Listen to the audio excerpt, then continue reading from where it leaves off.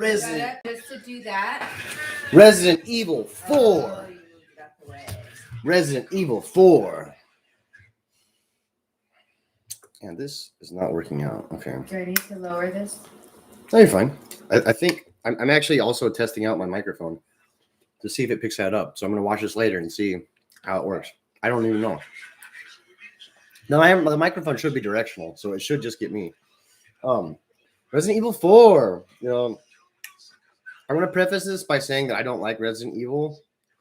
It's just a puzzle game. It's just a puzzle game in the sky with zombies. That's really, you're not playing a character. You're just like a puzzler. And so I don't like most Resident Evil games. And the thing about this game is it holds true. The thing I don't like about the other games is true in this game. It is a puzzle game. It's not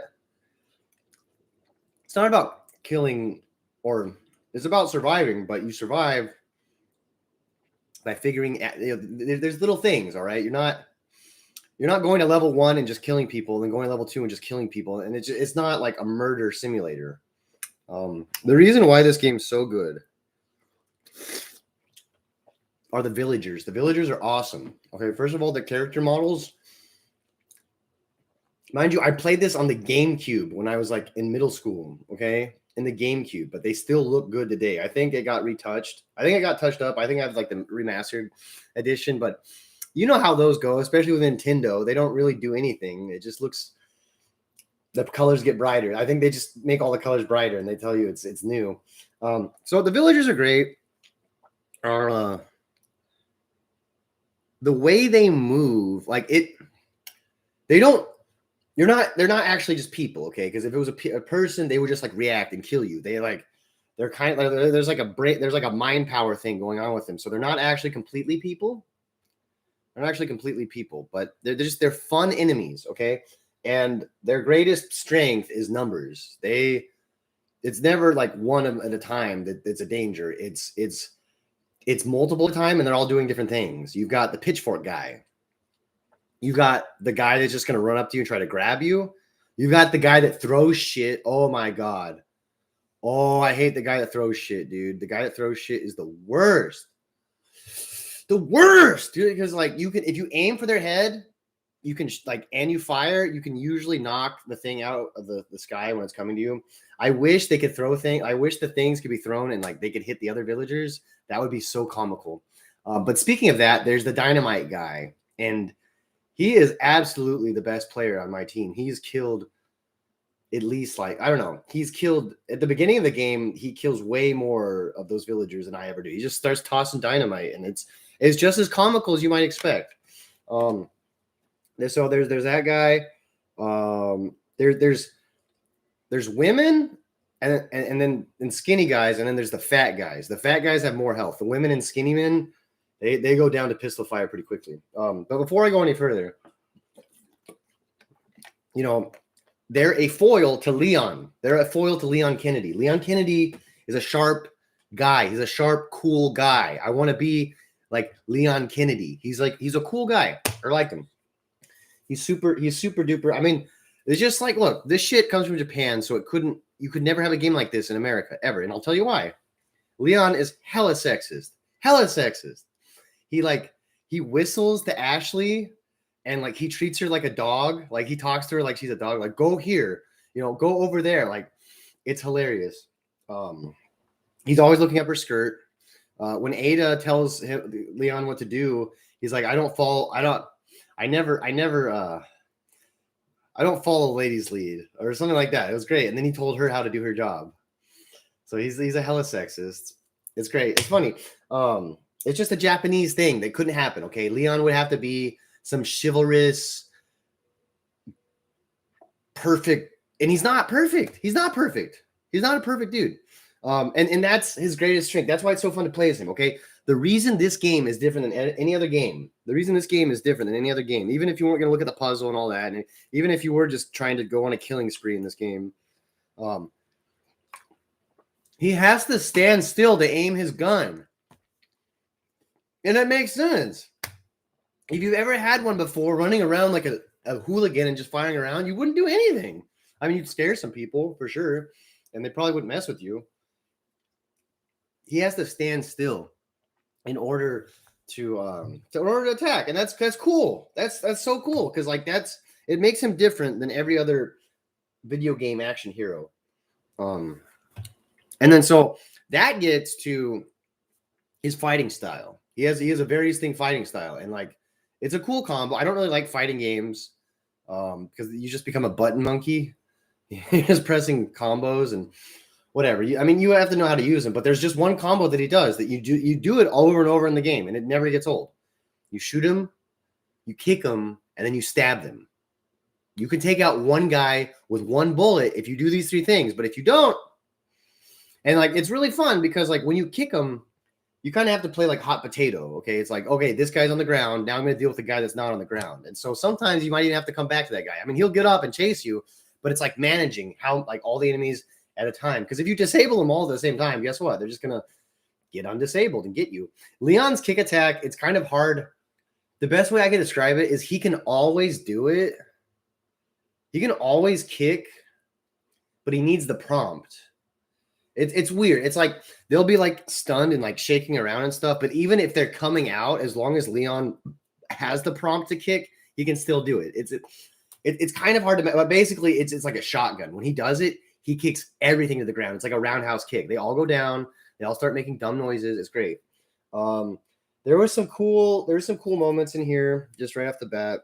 Like I like the reunion between Leon and Ashley. Ashley, she has the rare capacity of being an anime girl who's not just like a meme. Like she's an anime girl, and that's apparent. Like she, what are you doing? Looking at my skirt, huh?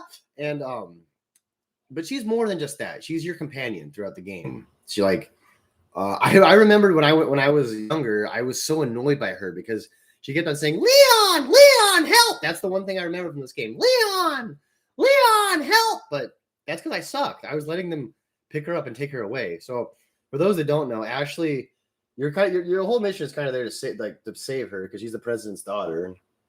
And I like how simple the plot is. I like how save the president. Cool. That's great. Awesome. But the thing is she's been infected by Las Plagas. And so what they want to do is they want to send her back to the president so he gets infected too. It's really a great scheme. And it shows why they don't want to kill her. There's so many points in the game where they could seriously just like knife her and just be done with it. But that's not their goal. They just want to keep her away from me, which is cool. And so when I get reunited with her, it was a touching experience, but it was kind of undone by the fact that I had to figure out the puzzle how to save her. And it took me so long to figure out the puzzle because you have to do something which I don't like doing. You have to shoot next to her. If she takes one bullet, she's dead. Okay, Leon will drop whatever he's doing and then drop to the ground and be like, no! And then it's like game over. It's worse than dying because at least when you die, something terrible happens. But I saved her. It was cool. The most horrifying part of this game for me is the worst part. Like, okay, look, I'm not going to say that the villagers are idiots because they're not. Okay, they get me. Like, I'll have to fuck up and like figure out how they're going to kill me so I can stop them from doing that. They outsmart me. And the worst thing that fucking happened to me is they were launching all these fucking catapult cannonball bullshits at me. It was flying around. Like I just like, I don't know what the pattern is. I have no idea what the pattern is. I don't even think there is a pattern. I just ran out there. So finally, Leon, and when Leon's hurt, like he grabs his side and he behaves differently. And that's an incentive for keeping him healthed up all the time, is so that he doesn't act funny. And I don't even know if it changes the way the game plays, but you feel sympathy for him. He's your guy, your avatar. But anyways, they were launching all this flaming bullshit at me. I was hella limping. Oh, okay. Just checking the soundbar. I was hella limping, and I ran into this little shed, and there was a guy with a scythe in the shed, and he was just waiting for me. He just sliced off my head. It was terrible. It was absolutely horrifying. Like, that was one of the greatest moments of horror. I was running for my life, fleeing, and I was trying to run so fast to get away from the fireballs that I ran right into this guy. And he had like a terrible mask on and like this. It's like a dress. I mean, it's a robe, but like it looked like a big, terrible dress. He just and then he does this like laughing thing. It was awful. It was fucking awful. There's little cool parts in this, like you know, the lady that talks to Leon on, you know, she's like, we're gonna send in a chopper, and the chopper guy says cool things. The Las Plagas makes their eye, like when you first see them, they just have like normal-ish eyes that just like with the fluoride stare, but then when like the full moon or the night happens or something, and their eyes all start going red. And I don't think Ashley's eyes glow, but you can never see Leon's eyes. The villagers' eyes glow, but you can never see Leon's eyes at night. There's no way to move the camera to do that. And their eyes don't glow during the cinematics. So you never even know if he's like them, if he's like an eye glowy weirdo like them, which is kind of cool because that's something you struggle with in the game because they do that thing to you. Terrible thing. They inject you with the Las Plagas. And then finally, of course, you know, my big problem with BioShock, okay? My big problem with BioShock. It's a cool idea, fun combat, just well written, this and that, but you're just walking through these dark, soggy hallways, and you're just like it's just like a claustrophobia simulator. There's no amount of warmth in the whole game. There's no amount of the little sisters are kind of that, but even then, they're not like even human. And so there's the weapon dealer guy. The weapon dealer guy. He's a cool guy. He's just in a trench coat. What are you buying? What are you selling? Welcome, stranger. Not enough cash. Not enough cash. He's awesome. He's like your companion. I mean, Ashley's with you here and there, and she'll help you like do Metroid kind of things to get through. But he's the guy he's the real one. He sticks through it the whole game, and he's really weird because he has one glowy eye and one regular eye. Something that's really weird and bizarre is like, you know, at first you see him and he's kind of like set up outside the villagers' camp. So you're like, okay, this guy, you know, he's not one of them. But when you get into the bunkers and stuff, he straight up just sets up shop in their hallway. He could just be invisible to them because he always has these like blue flames around him. These like blue glowing like banners. And it's for you, the character, to know not only that he's there, but I think to make it safe, but like it's almost always safe when he's around. But like there was one point when they were chasing me around the castle, and like I thought I could run up to him and like he'd keep them away from me, but no, they just ran past him. So they're cool with him. They like him. They think he's all right. He's playing both sides. And then finally, the last note, and this is a huge note. The way the guns work in this game is so cool. Okay, look, straight up. Probably the best gun in the game is the first one they give you, the pistol. It seems underwhelming at first. You're like, oh, it's just a basic pistol, but it's a gun designed to shoot them. And it's perfect at doing that. It does that. You shoot them with gun bullets, and they, you know what happens after that. The pistol's a good weapon. And when I was a kid, I always got like, they have like a broom handle gun. There's the Punisher, which fires 2 bullets. So I always went for that shit. But this play around, the pistol did most of the work for me. It's just the reason why is it's such an efficient use of ammunition. The ammo drops in this game are kind of weird. Like there will be like scheduled ammo drops. So like you'll just like in one place there's going to be rifle rounds no matter what.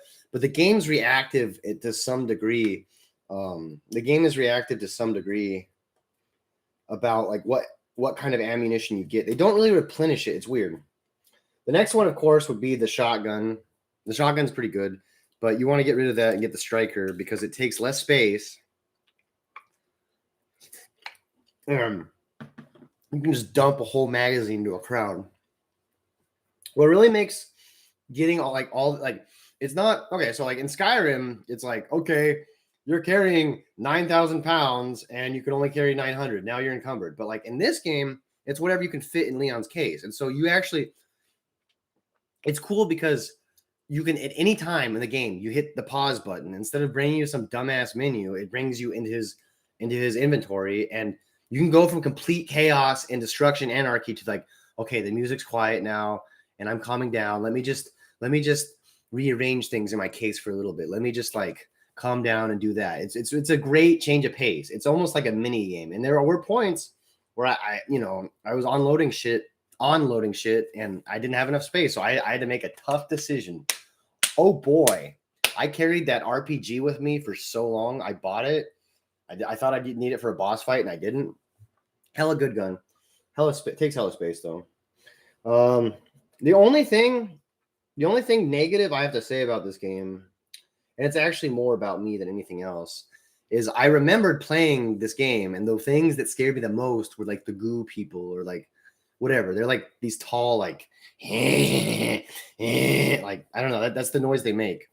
I remember the noise, and they scared me. But like you have to get this special scope that goes on the semi-automatic rifle, and then you can see where these things are on them and shoot them.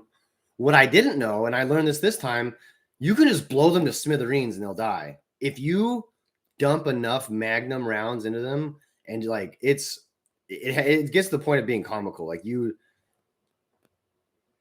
it's like a water hose, but instead there's bullets. That's why you have to put them down. First, you shoot them down, then you dismember them, and then as they're coming back together, you just do it over and over again until they give up and die. The negative thing though is that I thought for some reason that they were going to give me a rifle.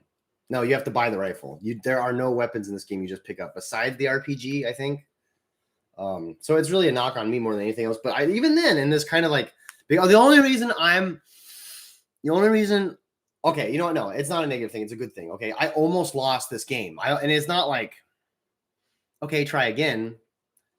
It's like, basically they give you all this rifle ammo and you're expected to shoot the goo people with that. But I didn't have a rifle. So I just spent all my other ammo. So I was walking around with all this rifle ammo, and there's this guy, and he's basically like just a commando knife guy.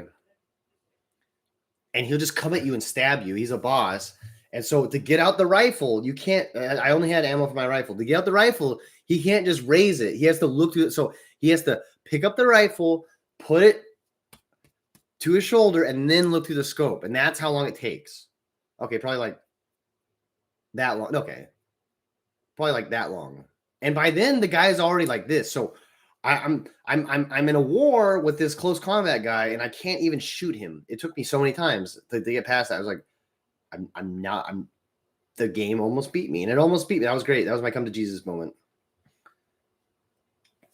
Resident Evil 4 is a good game. It's a high quality game, and I will be playing it again soon.